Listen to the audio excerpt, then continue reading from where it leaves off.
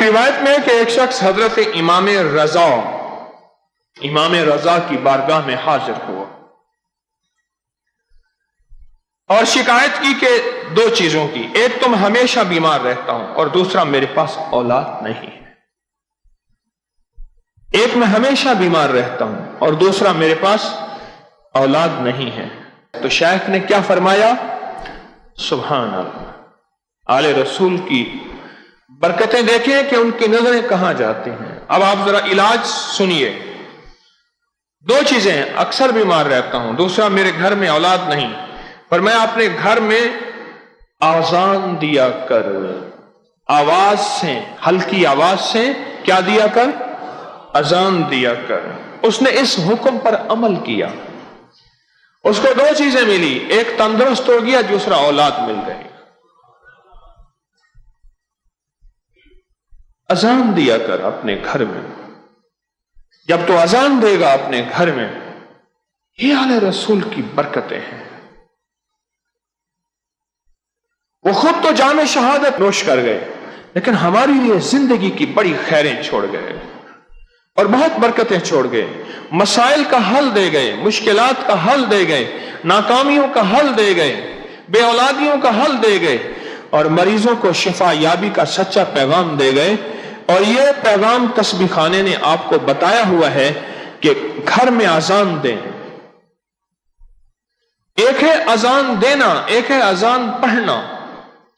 اذان پڑھنے کے لیے کانوں میں انگلیاں دینا، قبلہ رخ ہونا، مسجد کا ہونا، اونچی جگہ کھڑا ہونا شرط نہیں ہے، باوضو ہونا شرط نہیں ہے۔ ایک ہے اذان دینا، ایک ہے اذان پڑھنا، فرق ہے۔ اذان دینے اور اذان پڑھنے میں فرق ہے۔ تو کیا فرمایا؟ گھر میں اذان پڑھیں، یعنی اذان دیں۔ اور جس گھر سے اذان ملتی ہے، جس گھر میں شیاطین چلے جاتے ہیں، راحتیں ملتی ہیں، برکتیں ملتی ہیں، خیریں ملتی ہیں، اور اس گھر میں عافیتیں اور خیریں اس گھر کی طرف متوجہ ہوتی ہیں، جس گھر میں اذان دی جاتی ہے، اذان دی جاتی ہے۔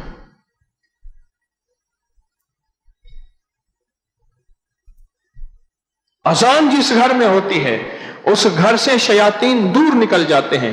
وہ شیاطین جو ذریعہ بنتے ہیں بیماریوں کا، جو ذریعہ بنتے ہیں جادو کا، جو ذریعہ بنتے ہیں سفلی عمل کا، جو ذریعہ بنتے ہیں آپس میں نفرتیں ڈالنے کا، وہ شیاطین، وہ جنات جو ذریعہ بنتے ہیں لا علاج تکلیفوں کا، دکھوں کا، جو ذریعہ بنتے ہیں آپس میں لڑانے اور نفرتیں ڈالنے کا، وہ شیاطین جو ذریعہ بنتے ہیں ہمارے فقر کا، فاقے کا، غربت کا، تنگ دستی کا، بے برکتی کا، وہ شیاطین جو گھر میں ہوتے ہیں اور گھر میں مسائل ختم نہیں ہوتے، مشکلات دور نہیں ہوتی، پریشانیاں دور نہیں ہوتی، ناکامیاں ختم نہیں ہوتی، ایک در کھلتا نہیں، دوسرا بند نہیں ہوتا، تیسرا کھل جاتا ہے، مشکلات کے در، پریشانیوں کے، دکھوں کے، وہ شیاطین گھروں سے نکل جاتے ہیں جس گھر میں اذان کہی جائے، اس گھر سے وہ شیاطین نکل جاتے ہیں۔